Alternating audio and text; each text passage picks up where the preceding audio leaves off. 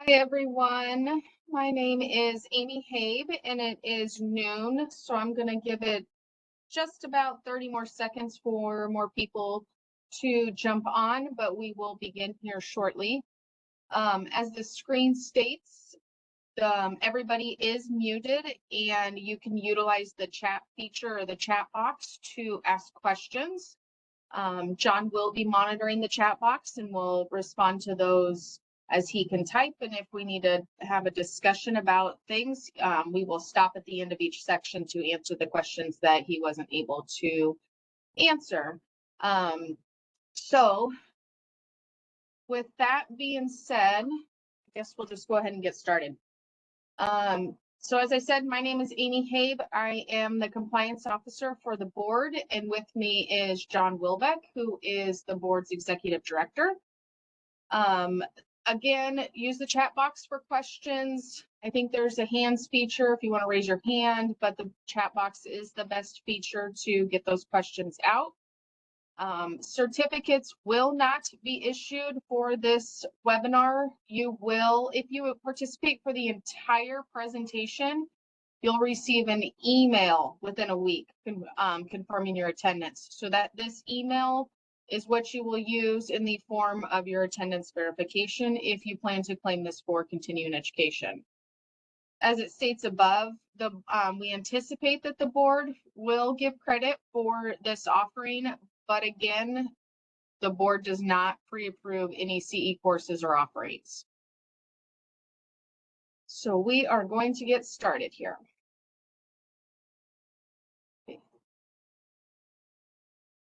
So like I said, we are going to go over license renewals, continuing education requirements, and continuing education audits.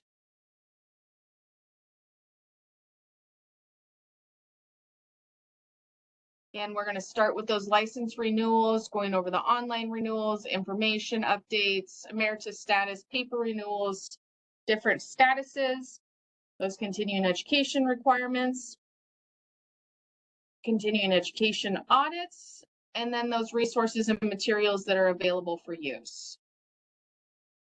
And then, of course, at the end, we'll have time for questions. All right, so let's start with license renewals. Who can renew? Because it is now time to renew those licenses. So licensees whose last name begins with the letters A through K, they can now renew online. So the renewal system is open. The website is there posted on the slide. It is also available on the board's website by navigating to your profession and the renewal option. The board does accept online payments in the form of Visa, MasterCard, Discover, or eCheck.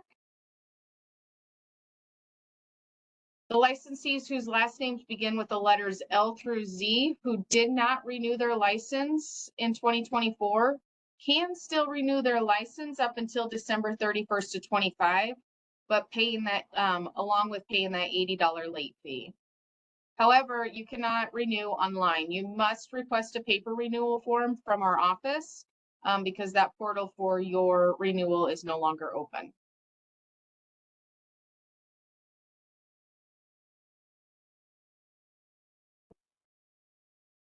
So let's go through with going through what a renewal looks like. So here's the link to the renewal as well. Like I said, you could navigate to the board's website and choose your profession and click the renew button, and it will get you to this page.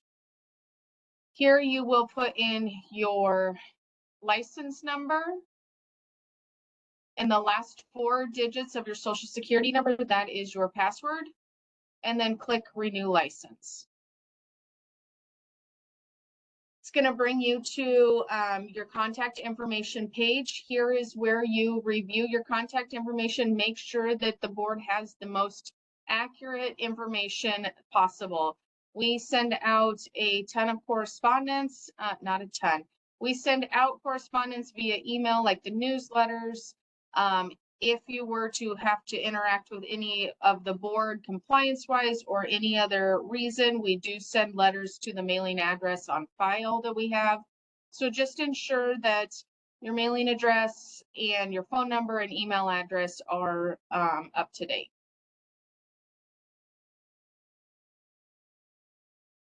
If you need to update other information like a legal name change, you can't do that through the renewal system. You must send a name change request form along with a copy of the legal document granting that name change. And you can either send that via email or by mail. And then once that's done, your license seal must be updated to reflect that name change. However, as I stated in the last slide, you can update your address via the renewal page, or if you need to do it at any other time outside of the renewal period, you can contact the board staff directly. Again, either via email, a phone call. I think we still ask for it in writing though, if you do it through a phone call. But the board staff can update your address or contact information at any other time outside the renewal period.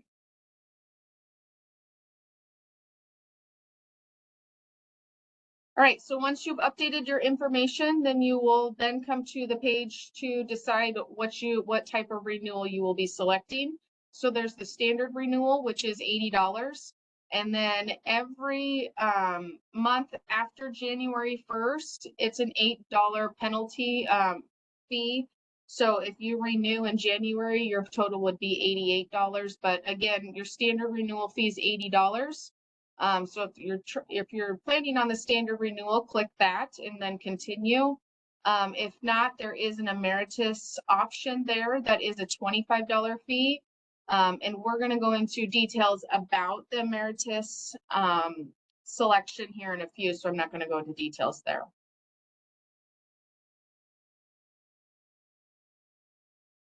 So Emeritus status, if you do not want to renew your standard or as a standard renewal and you are retiring or you're no longer practicing in Nebraska, you can elect Emeritus status. This must be approved by the board, so you will select that Emeritus option and it will take you through, and it will have to be approved by the board at the following meeting. However, you cannot practice architecture or engineering if you're an Emeritus status, but you may use the honorary title of Architect Emeritus or Professional Engineer Emeritus.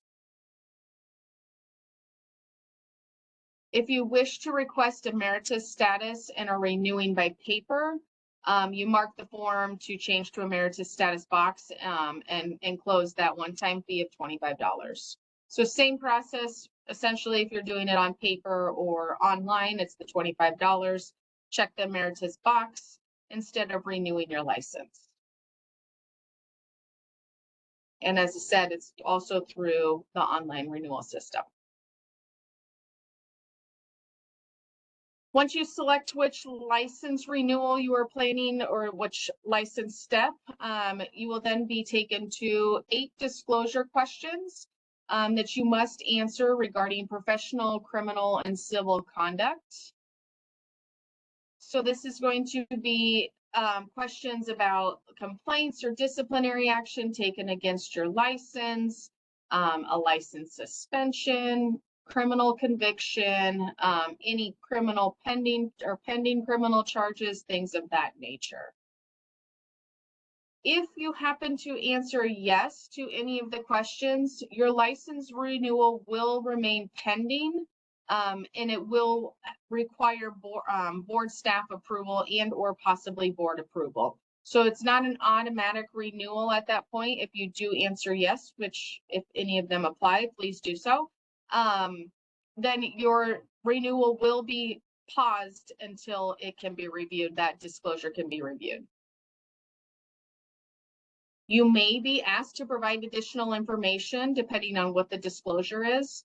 If you have disciplinary action taken against you from another jurisdiction that you haven't previously disclosed to our board, it would be a good idea to go ahead and send a copy of that action to the board's email, just so one, it takes less time for us because we're going to ask for it anyway. So if you have disciplinary action taken against you in another jurisdiction, you can follow up your renewal with sending a copy of that action to the board's email or sending it via mail too.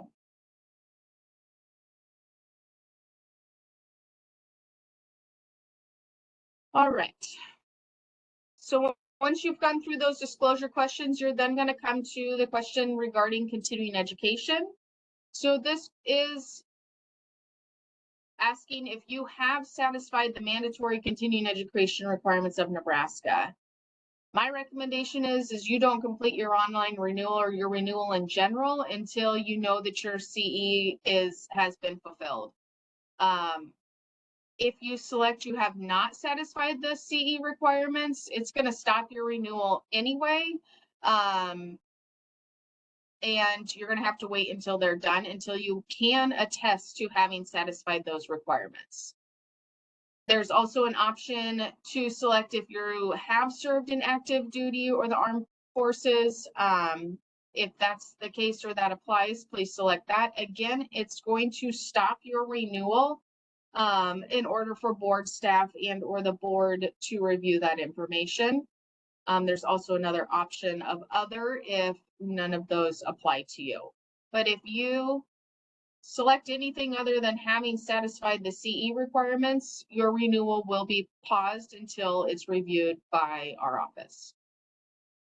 However, please answer truthfully. So if you truly haven't fulfilled those requirements, don't answer that you have. All right, then you're going to come to a review page. It's going to give you a review of the information that you submitted, answers to all those disclosure questions that you answered, your fee total and such. So you will go ahead and review that information, and then you will be issued, I believe you pay then, and it issues you a receipt at that time. Are we good, or do we need to stop, John? Good? I think we're good. I'm keeping up on the questions. I may recap a couple when you get to the end of this section. Sounds good. So let's just go over paper renewals. So even if the online portal is open for yours to review online, you still can request a paper renewal. You can do so by contacting staff directly at the nbea.office email or calling our office directly, and we can send out a paper copy for you. Again, if your renewal period is not closed, but it was the last renewal period, you can still renew by December 31st of 2025. However, those applications must be postmarked or submitted in person by December 31st to be processed. Again, our address is up there, physical address, mailing address, and we also had the email address above. Once we receive payment for that paper renewal, we will mail you a receipt for your records. And just as a reminder, if you are paying by cash or check, the payments must be made for that exact amount. We can't issue change here. So if you're coming in person, just make sure you have the exact cash. Also, your check is written out to the exact amount.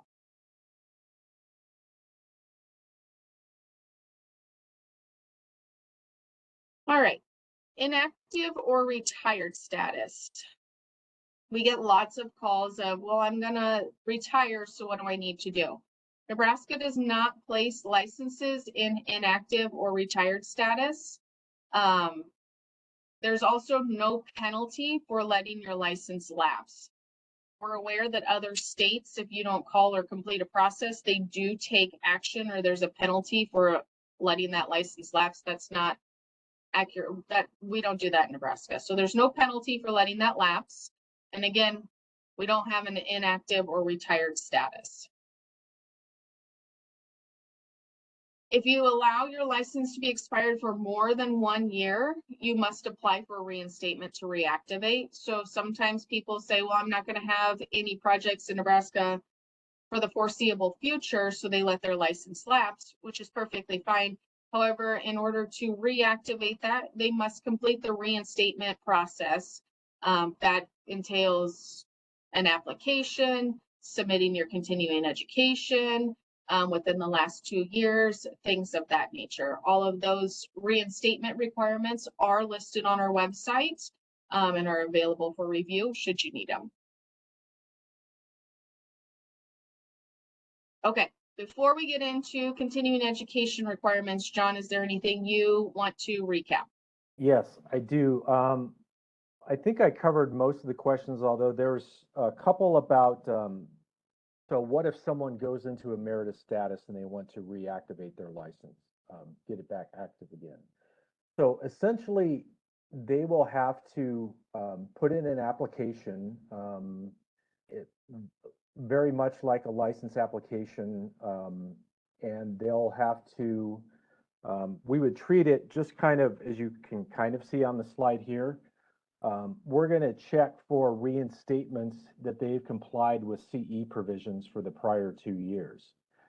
So essentially what that means is if you let your, it's not really a penalty, but you are essentially getting a automatic CE audit once your license goes inactive or lapses for more than a year, or you go into Emeritus Status and want to reactivate it. And the reason the board does that is quite a few years ago, the board found that some licensees were using Emeritus as kind of a loophole to get around CE requirements, like they'd select Emeritus at the end of the cycle. And then when, for whatever reason, a few months later after they were in Emeritus, they'd reapply, and we weren't checking CE at that time. Well, now we are. And so this is kind of a way to get rid of that loophole. So essentially, if you go into Emeritus and want to stay at Emeritus, that's fine. There's no CE requirements for Emeritus Status. You can use honorary title. And just a reminder, that $25 application fee to go into Emeritus Status is, think of it as a lifetime fee. You never have to renew with an additional $25 at any time. So if you're in Emeritus Status or your license has been inactive for more than a year, you will have to reapply, and you will get an automatic CE audit at that time. I think that's the only question I wanted to cover at the end of this section, Amy. So I'll send it back to you. All right, sounds good. Well, let's start in on continuing education requirements. We anticipate questions, so bear with us. We will try to get all of them answered, but I would so just keep in mind, we're going through the requirements. We may answer your questions, so you might want to hold it till the end, but we will get there. If not, we will make sure to save time at the end. All right, requirements. So architects must complete 24 hours of architectural related learning, and professional engineers must complete 30 hours of engineering related learning. Acceptable continuing education topics must be either technical in nature or part of that profession's body of knowledge as developed by the National Society, or categorized as health, safety, welfare topic by NCAR. So again, that activity must be technical in nature or part of the body knowledge or health, safety, welfare by NCAR, categorized as such.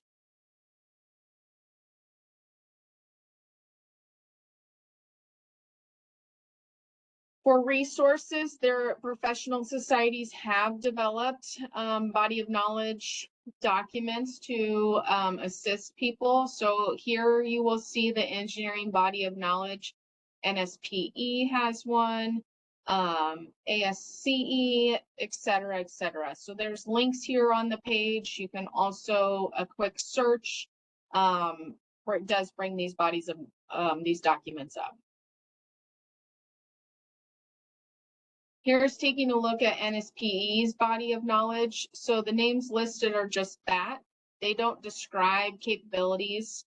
There's an appendix in the document for description of each capability listed with supporting abilities as well. So this is where you'll look up to determine if a topic is part of that body of knowledge.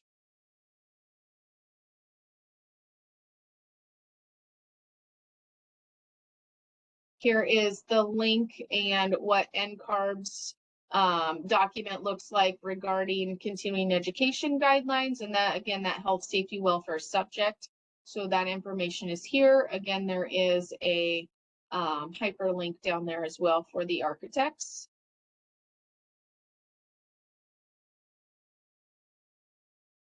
We're going to review some acceptable CE activities. So we're not going to go into detail about all of them, but here are some of the main ones that we see regularly.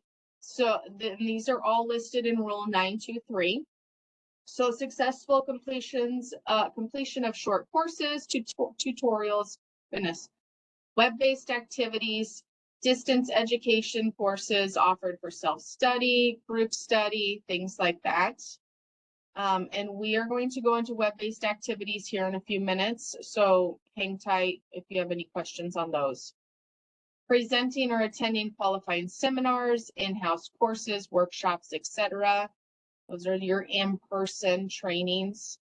Participating in the development for NCES or NCARB exams. Active participation in professional or technical societies where a licensee serves as an officer or actively participates in a technical committee related to the practice of architecture and engineering or engineering. Again, Rule 923 lists all of the acceptable activities. By no means was this an exhaustive list, but there are more listed in Rule 923. And then again, as a reminder, no pre-approvals of offerings will be issued. So you can call and ask, does this course qualify? But we're going to tell you we can't pre-approve offerings. So just remember that we're going to go through some resources, like I said, and some other documents to assist licensees in determining if these courses are appropriate to fulfill CE requirements in Nebraska. So the one that gets the most confusion, and it's probably been rewritten quite a few times to try to clarify, is web-based offerings. So web-based offerings are limited, but they're defined as webinars, video conferences, online meetings, pre-recorded presentations, etc. Web-based offerings are not restricted if they are live and interactive, or if they're provided by one of these entities listed in the number 1 through 7 here. Number 7 we'll talk about, but so web-based on a computer is not restricted if it's live and interactive.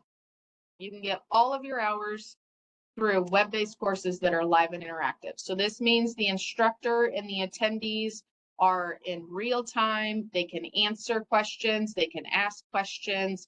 It's like a discussion, kind of like what we're doing right now. This is not considered a web-based activity because it's live and interactive.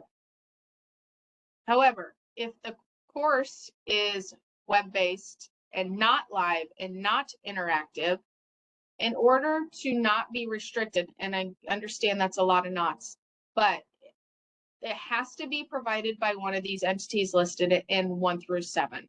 So that's IACET approved providers. If you look up IACET approved providers, it's going to give you a search bar. You can put a provider's name in there, and they'll tell you if they are an approved provider through that accreditation. If they are, great. All your hours can be done through that provider. If it's an institution of higher education that has an accredited program in architecture or engineering, again, all your hours can be done through that. Professional engineering or architectural societies, technical societies and associations recognized at a national level, governmental agencies, NCARB and NCES. So this means NCARB or NCES needs to be providing that education. It can't be, oh, there's questions that I get about, well, NCES says that this provider's okay, so therefore it's not restricted. No, NCARB or NCES have to actually be providing the education in order to not be restricted. And then a new one, it's not currently in our current rules, because our rules are sitting on the governor's desk to be approved, but the board anticipates, or we anticipate the board giving approval for these, because it's hopefully they're getting approved soon. But AIA approved providers. So AIA approves their own providers, not for every offering, so you'll just have to be careful about that. But if the course is provided by, that specific course is provided by an AIA approved provider, even if it's, again, web-based, you can get all of your hours through that entity. So again, if it's live and interactive, they're not restricted. If it's not live or interactive, then it has to be provided by one of the entities listed in 1 through 7 in order to not be restricted.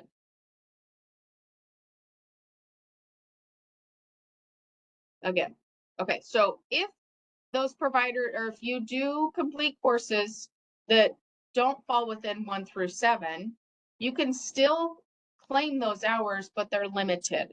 So for engineers, that's 7.5 hours that they can claim total, and architects is 6 hours. So no more than 1/4 of the education requirement can be claimed through the restricted providers.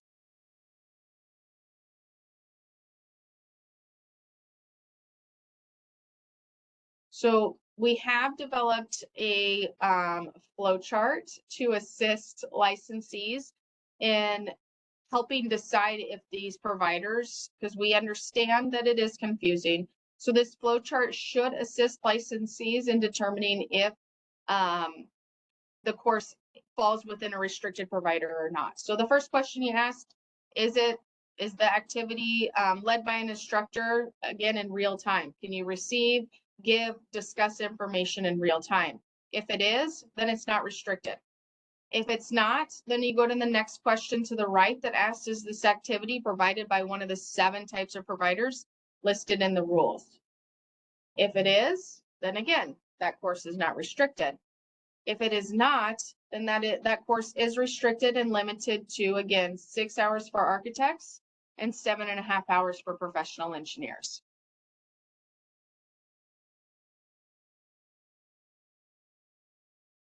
And that flowchart is available on the board's website, again, under each profession. And then there is a continuing education drop down. All of that information is on there, as well as all the information that we're going over today. It is regurgitated then on those pages as well. Is there any questions about web-based that we need to go over that you haven't discussed? Nothing about web-based. I think Okay. I'm on top. Someone asked about serving overseas in the military. I did note that there's a couple rules that address that situation. Master's degrees, just if someone is taking college courses in general, will that count for CE? And it will, and I put the equivalency calculation in the chat box. So I think I'm on top of it, Amy. Perfect. All right, so let's go into some restrictions. In Nebraska, at least 1 hour, there we go. 1 hour of education must be directly related to ethical issues of a licensee's professional practice. So we get a lot of questions on, well, what do you want me to take? We don't care. It's very broad. The requirement is very broad for a purpose. The board wants every licensee to take a course related to ethical issues of your specific professional practice. So that's really all the requirements that there is. Must be related to your professional practice, and it must be at least 1 hour. An individual who is both a licensed architect and professional engineer may use ethics-related hours and any hours to satisfy CE requirements of both licenses if the subject is both architecture and engineering related. If not, you have to do them separate. You can't count them for both.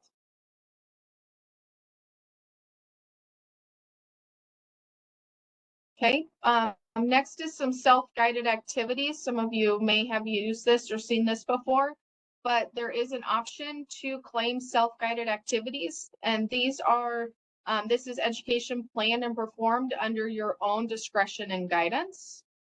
Direction and guidance, not discretion. You must complete and submit this form to the right here. So this is the Nebraska's Continuing Education Self-Guided Reporting Form. This has to be completed in its entirety in order to be considered towards your hour requirements. There is a max on this of 6 hours for architects that can be claimed and 7.5 hours for professional engineers. And it's important to note that they're separate and distinct from the web-based activities restriction. So if you're a professional engineer and you have 7.5 hours of education that's from a provider that is considered restricted, a web-based provider, you can claim 7.5 of those hours, and then you can claim up to 7.5 hours of self-guided activities. So they're completely separate. There is a section in here that asks about confirming that the educational activity does meet the requirements of Nebraska. Again, that's architects. It must be related to health, safety, welfare, professional engineers, to a topic that's part of the body of knowledge. But here is just, again, a close-up of that information that must be filled out in its entirety. So what did you do? What did you learn? What did you use? Like, what information did you use to gain that information? And things like that. So again, it must be filled out in its entirety in order to be used to claim.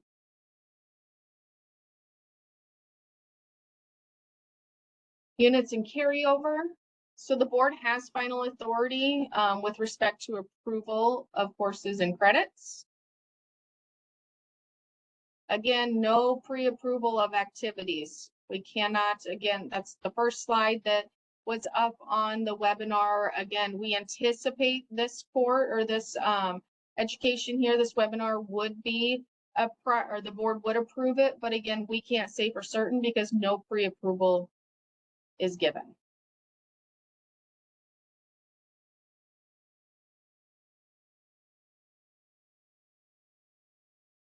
All right, let's talk about units and carryover. I see here that we have some questions about that up in the chat box.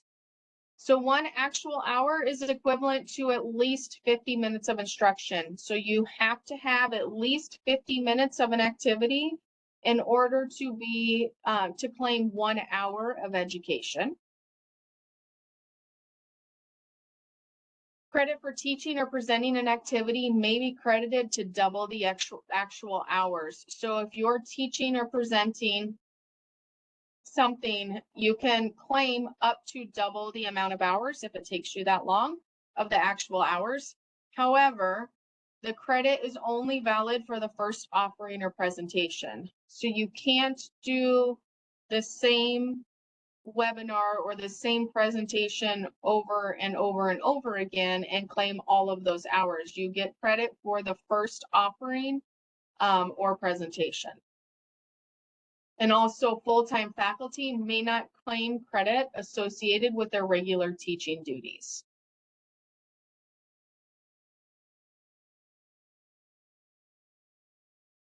Participation on a professional or technical society's technical committee is equivalent to the actual hours spent on that committee. So you can only claim the amount that you've actually spent on that committee. Developing exam items for NCES or NCARB is 15 actual hours per calendar year. And you can't claim those hours till the end of the year, I believe the rules say.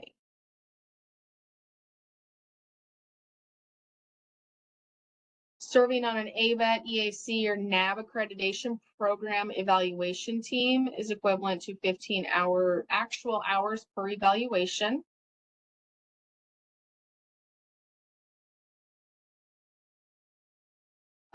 So those were that is not all of the examples.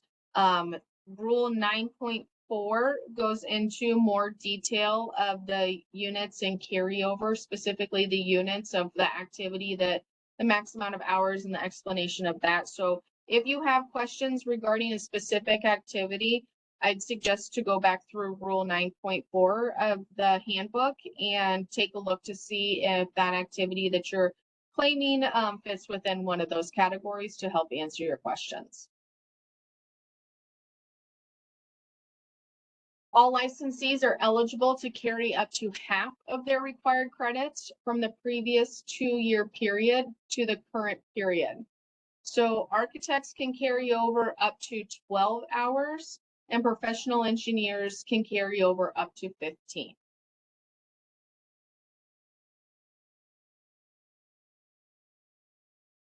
Documentation must be provided to prove the licensee has excess hours eligible for carryover. So we'll go through audits here in a minute, but if you're planning to carry over hours from the previous renewal period, you must keep your attendance log and verifications, your attendance verifications, in order to support that carryover. Otherwise, it can't be counted. But again, we'll go over that here in a few minutes regarding audits. The ethics hour can be carried over. So if you have more than 1 hour, if you earn more than 1 hour of ethics, let's say you have 2, you can, and you're over, if you're a professional engineer, you have 31 hours total. One of those hours, or that 1 hour to carry over, can be your ethics hour. Again, as long as you have at least 2 hours for that renewal period. This, again, regarding, just like we discussed with the AIA approved providers and the web-based courses, this next bullet on the screen regarding that the board will grant a max of 10 hours in any calendar day. This is new. Again, it's in the updated rules that is waiting for governor's approval. The board, I believe, anticipates to somewhat enforce this for the next renewal, but a max of 10 hours per day can be claimed for activities.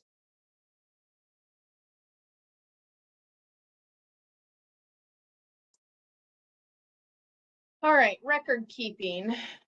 So licensees are responsible for maintaining their records. The board does not have a database or a system that keeps everybody's records. I believe other states do, but when you renew, you do not submit your documentation. We do not keep them. It is the licensee's responsibility to maintain those records. So you must maintain your CE log and you must maintain those attendance verifications, because the board doesn't have the ability to save those.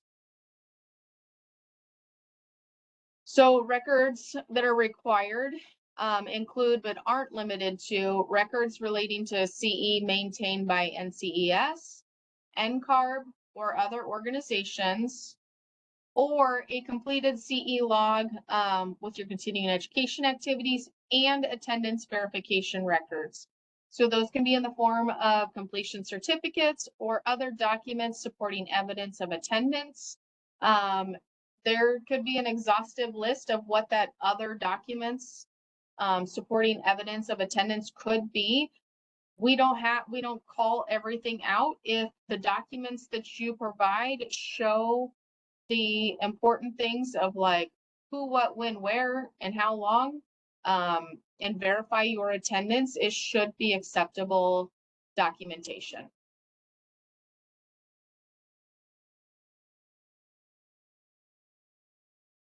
The board does have a CE log template that you can use free of charge. It is on our website. Again, navigate to your profession, continuing education. It's down at the bottom of that continuing education page. I believe it's also on the forms header. If you click on that at the top, it is also available on our forms page. It is a fillable page where you put in, as it says, the date of activity, the organization, the activity, location, and instructor, how many hours you've earned, if a certificate was given, and the delivery type. So the delivery type kind of helps show you if it's a web-based course, if that could be restricted. And then also that activity topic type, it helps, again, ensuring that it's either technical in nature, part of the body of knowledge, or part of health, safety, welfare. So again, free of charge. It has multiple pages. If you need more pages, save another PDF, print it out, whatever you need to do, but it is available for use.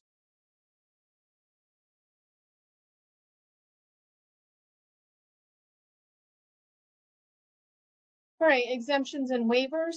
So licensees may be exempt from CE requirements for more than one or from one of these following reasons. So licensees who are licensed by exam or comedy are exempt from their initial renewal period. This can be confusing for new licensees. So I highly suggest that if you're a new licensee and it's your first renewal, go back and read your licensing letter. It will specifically tell you that you are exempt from your first renewal, and it'll give you the date in which your license expires. If that license expired last renewal and this is your second time renewing, you are required to complete CE for the second renewal. Even if your first license period was only 7 months and you renewed your license, that was your first renewal that you were exempt from. Now you must complete CE for this second renewal. So go back and read your licensing letter. And if you don't have that, feel free to contact us and we can help walk you through that. If a licensee served on active military duty for a period of time exceeding 120 days in a calendar year, they may be exempt from partial or all CE requirements. Again, we will likely ask for documentation supporting that claim. But again, it's a possible exemption. If you're experiencing a physical disability, illness, or other extenuating circumstances, you can request a waiver from the board. Supporting documentation must be provided. And again, the board has to review and approve that. So if the board understands life happens. And so if you're in that situation, you can request a waiver, provide some supporting documentation, and during the next board meeting, the board will take a look at that. And then also, as John stated earlier, if your license is an Emeritus Status, you are exempt from continuing education until if you plan to reinstate your license.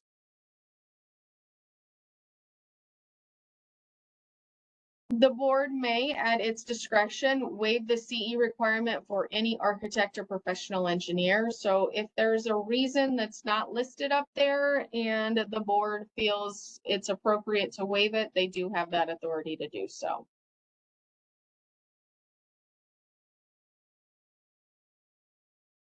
So to recap on CE requirements, professional engineers must complete at least 30 hours of engineering related activity.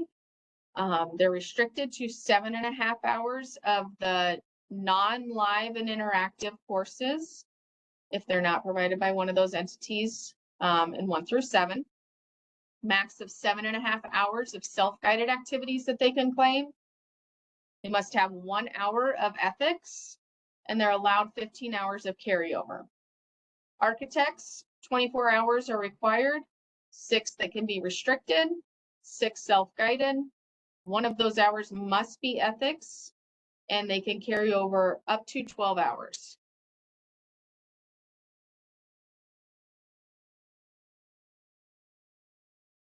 I just read that last one. So for more information on CE credits, activities, requirements, things of that nature, look at Chapter 9 of the handbook. The board does a really good job with trying to be as clear as possible in providing guidance in that Chapter 9. Do you want me to answer? So if you're carrying over hours, how do you know which ones are carryover if audited? So let's say I'm a professional engineer. If I'm being audited and I'm claiming carryover, and we're going to go over this here in a few minutes, but you have to provide all of the hours from the renewal period that you gained additional hours from. So let's hang tight on that while we get into audits here shortly, and I'll explain that a little bit more. Anything else that you want to? Amy, I had one question. Yeah. If someone is selected for an audit and they're an architect and they submit their, instead of a log, they provide their AIA CE transcript, would that satisfy the board's requirements for a log of continuing education activities? Yes, because yes. Short answer, yes. Yes. Yes. Okay. And then also you don't, if it's an AIA approved or if it's an AIA log, you don't have to provide attendance verifications because they already verify it. Right. And another question that I think is important, last year we had a professional practice and ethics webinar that we held. You recall that? I believe the board is only going to allow ethics credit for actual live attendees of that. Is that correct? That is my understanding, yes. Yes. That's And we mine too. did talk about, we won't have one, we don't have anything on the calendar to complete one before the end of this year. Right. But we did discuss possibly having one in one of the first quarters next year. Right. So just stay tuned for that. It might not fulfill your requirement for this renewal, but we anticipate holding another one here next year. Got it. I think that's all I had. All right, so let's get into audits. Audit notifications. So the board can audit any licensee at any time for compliance with CE requirements. They typically don't, they don't just willy-nilly decide that they're gonna pick a few people unless there's grounds for it. So they do have the authority to do so. But licensees are selected randomly. Up to 5% of the total number of licensees we audit every year. So again, that's whoever's eligible for renewal. It's randomly selected. The board has no authority. They don't get to pick and choose outside of the ability if there is somebody like regarding a disciplinary action or something like that, if it's written to a settlement agreement, things of that nature. But otherwise, the rest of the audit population is randomly selected. And again, up to 5%. If a licensee is selected, they will be notified after January 1st by both mail and email. We typically notify, our date is around February, the beginning of February. So just be on the lookout for that. Again, if you don't receive a letter and email, or at least one of them that says you've been selected for an audit, with specific instructions, you weren't selected for an audit for that renewal. This is why it's very important during your renewal part of your contact information to ensure that your contact information is up to date, because we will be sending audit notification documents to whatever email and mailing address that are on file and that you have in that renewal. I know a lot of people or a lot of licensees have it sent to their work, which is completely fine, but just know that important information like audit notifications will also be sent to that same address.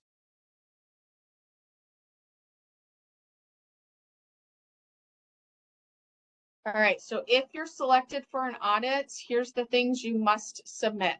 So if you receive that letter and or email, you must submit the following, and again, this will be all spelled out in your audit letter. Records relating to continuing education, again, maintained by NCES, NCARB, AIA, other organizations, whomever, or a completed CE log and attendance verifications. So again, that's completion certificates or other documents supporting your evidence of attendance. Requirements are you have to submit a log and attendance verifications, not just one. You can't pick and choose. You have to submit both. You don't have to submit your NCES record though with a CE log and attendance verifications. Either or, but if you don't have records maintained by NCES, NCARB, or another organization, then you have to submit a log and attendance verifications. And that log and those records must be arranged in order by completion date and combined into one document. We used to get lots of emails that had a CE log and then 30 certificates arranged all about. It has to be organized and arranged in order by completion date, both the CE log and the attendance verifications.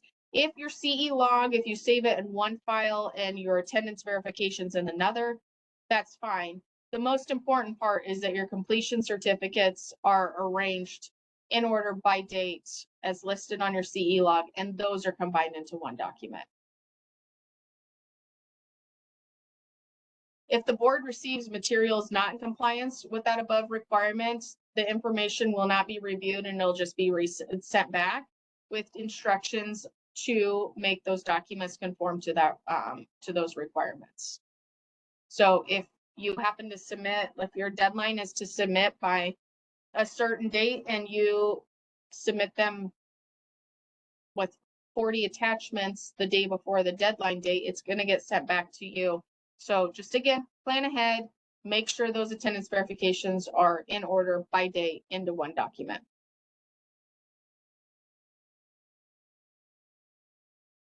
So once your documents are reviewed, if the board disallows any of that continuing education hours that you have claimed, that licensee must, within 60 days of notification of the disallowance, you either have to substantiate the original claim, provide argument as to why you feel it should be counted, or earn other credits to satisfy that to satisfy the continuing education requirement.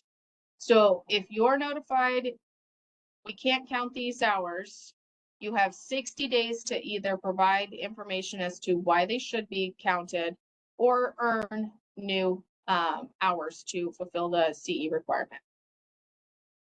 An extension of time may be granted by the board on an individual basis if the licensee requests it, and that request has to be requested within 30 days of the notification, and it cannot exceed an additional 60 days.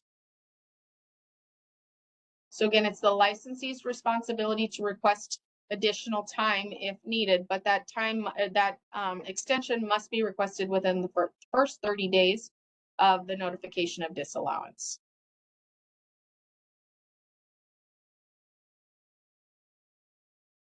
All right, so just a reminder, if you're claiming carryover hours from a previous renewal, all documents for that renewal must be submitted.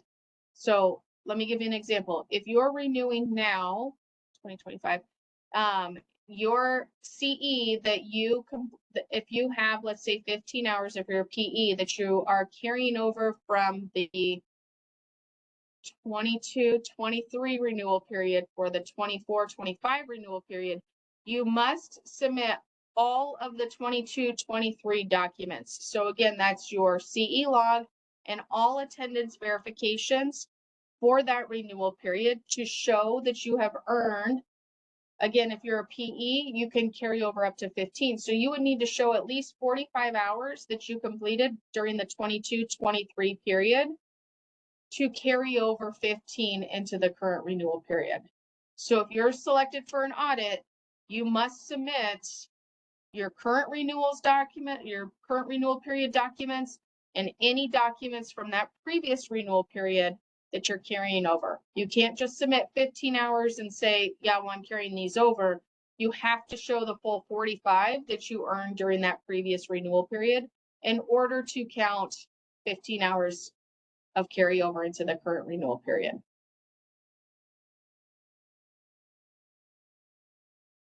Again, do not send CE documentation unless you receive an audit notification. So don't send it unless you get a letter and email. And then this is a big one. We've had a lot of issues with this. CE providers who say they're approved in Nebraska or all 50 states is a red flag. Again, as I've said several times throughout this webinar, the board doesn't pre-approve providers or courses. So if an entity says that they're approved in Nebraska, that should be a red flag because Nebraska doesn't pre-approve anything. So be careful on those when you're looking at CE providers that are offering this or like offering packages. Fulfill all your Nebraska hours by buying this, education package. Be very careful because they're not all pre-approved or they're not pre-approved at all. And what happens is a lot of times those courses are restricted, so you're only able to count the 6 or 7.5 hours towards that CE requirement. So just be careful with that. And I know that I'm running out of time, so I'm going to go quick. Resources and materials. Our website has a ton of resources that can be accessed or requested at no cost. Not on this slide. We just published a licensing seal brochure that's also up there, and coordinating professionals. So there are a couple other brochures that are not on this page, but they are on our website. So feel free to go check those out. The licensing seal would be good information. Again, any questions, contact myself, John. Again, reminder, anticipated the board's going to give credit. However, we're not pre-approving or not saying for certain. And certificates will not be issued as attendance verification. If you stayed for at least 50 minutes of the presentation, you will receive an email within the next week or so with confirming your attendance. So please hold off, give it at least a week, and then follow up if you haven't received it at that time. Thank you very much for attending. I know that we're close on time, so if there's anything else, John, that you want to say, we actually have about 3 minutes. Yeah. So if anybody has additional questions, please let us know. Otherwise, our contact information is available. Yeah, I just wanted to briefly end on this carryover question because several people have asked about it. You will need to go back if audited, as far back as you need to go for carryover. So, and you can carry over from multiple periods, but like if you, if the most recent renewal period, you got 15 hours and you got 45 in the period prior to that, you'll need to provide logs and documentation for both those periods in which you need it. So I will try to contact everyone who had questions about carryover individually. And so Amy, if you would save the chat so I can reach out to them. That's all I had. I will. And there was a question I saw coming through about future webinars. Yes, we offer webinars at least quarterly. That's what we plan to do. We have done for quite a while. Check the board's website for those. Again, our social media as well as email invites also go out, I believe. So just stay up to date with the board's information and you should be should have all that information available. Yeah. Thank you, everyone. Okay. Take care.